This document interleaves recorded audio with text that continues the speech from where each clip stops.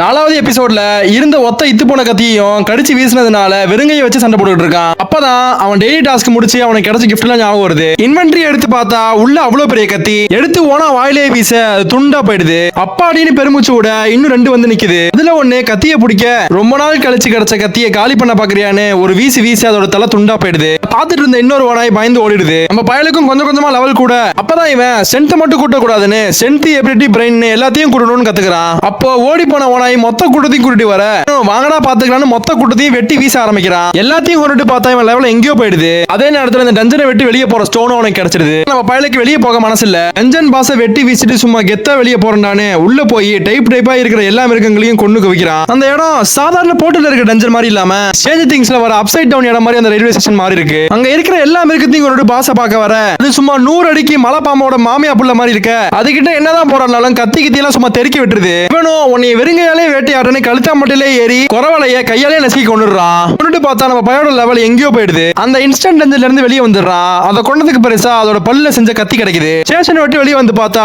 ஒரே மயான காடா இருக்கு. ஒரு போலீஸ்காரன் தான் ரோட்ல இருக்கிற டஞ்சனுக்குள்ள போக ஹண்டர் யாரும் இல்லாததுனால டஞ்சன் வெடிச்சு மொத்த மான்ஸ்டரும் வெளியே வந்துச்சுன்னு சொல்றான். வெளியே வந்த எல்லா மான்ஸ்டரையும் அழிச்சிடறாங்க. ஆனா டி லெவல் பாஸ் மட்டும் கொஞ்சம் ஆட்டம் போட்டுட்டு இருக்க. டி லெவல் ஹண்டராலேயே அதை சமாளிக்க முடியல. அதை பார்த்து நம்ம பையன் கையில இருந்த சமைஞ்சு போன கத்திய ஒரு வீச பாஸோட ஷீல்டு உடஞ்சு போயிருது. இவனாலதான் அதை கொண்டு கூட தெரியாம இவன் பாட்டுக்கு தனியா நடந்து வந்துடுறான். ஆனா இவனை ஊரே சேர்ந்து தேடிட்டு இருக்கு யாரா அந்த பையன்.